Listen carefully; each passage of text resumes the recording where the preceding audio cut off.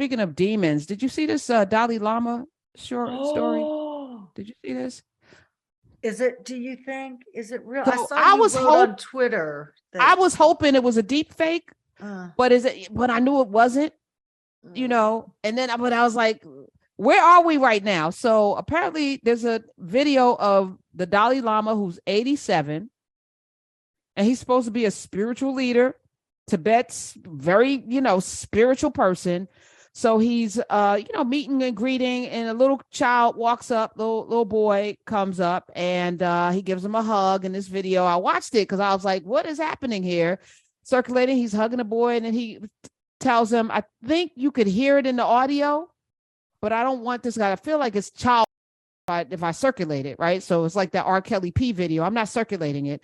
But he says, if the boy asks if I can give you a hug, and he said yes, and he hugs him, and then he says, now suck my tongue, and he sticks his tongue out, and I was like, okay, that's where it's going to end. No, Rene Syler, the boy's mouth and the tongue, and he sucks the. I was like, the Dalai Lama, what are we doing here? This is on video, dude. You asked a child to suck your tongue, and I was mortified. I feel like this.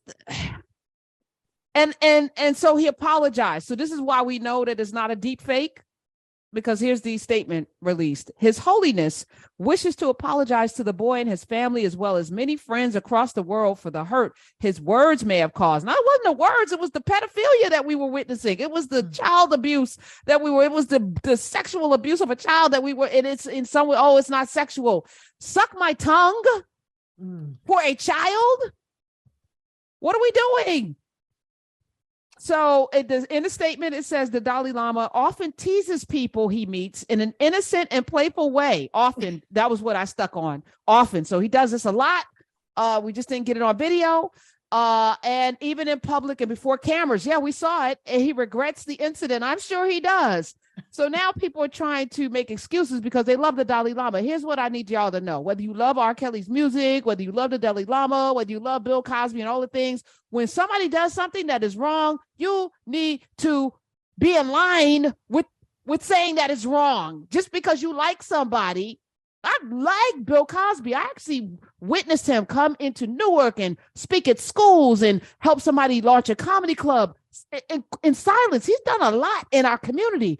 But when the story came out, I knew it was true. And it didn't take 75 women, because there were whispers and rumors. I've been in journalism a long time about him. I was like, oh, yeah, he was definitely sleeping with people while they weren't awake. He did that. That's wrong. He should go to jail. R. Kelly, the P tapes, I didn't need 20 years and all of the R. Kelly being R. Kelly documentaries to know this man is a predator. And yeah, I can't support that. So yeah, no, I feel like we have a hard time with that, even with family members. And that disconnect in our spirits, the fact that you know something is wrong, and yet you still excuse it, is causing some disease within ourselves as well. I feel like that is a source. We put people up on a pedestal, and we can't imagine, because the public the them that we've seen 10 seconds at a time, 30 minutes at a time, we think, oh, well, that's who they really are. But there's a lot of time that they're not in front of the camera, or they're not on stage, or they're not, meeting and greeting with fans. And that's the part that, when it is incongruent with who we think they are, what we've seen of them, we think that can't possibly be. Like, we're with them 24/7. We're not. Okay, but quick question, Karen, on the Dalai Lama. Is it possible? Well, no, I answered my own question, because they said that he'd done this before. I just wanted to say maybe was having a moment. Yeah. No, maybe. So do moments create this disconnect that this is a child that I'm asking to suck my tongue? Yeah. Is that a symptom of dementia? Because I know people with it. I've never seen this. I know I've seen people that have, Alzheimer's. I don't see, I don't see this as being a symptom. I think so here's what the excuses are. You ready? Right. So, sticking out one's tongue is a sign of respect or agreement, and was often used as greeting in traditional Tibetan culture.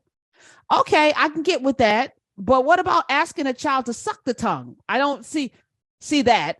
In the ninth century Tibetan folklore, the Tibetan king had a black tongue, so people would stick out their tongue to show that they are not like him. And the Institute said, this is on the website, that there's no mention of tongue sucking. No. Okay.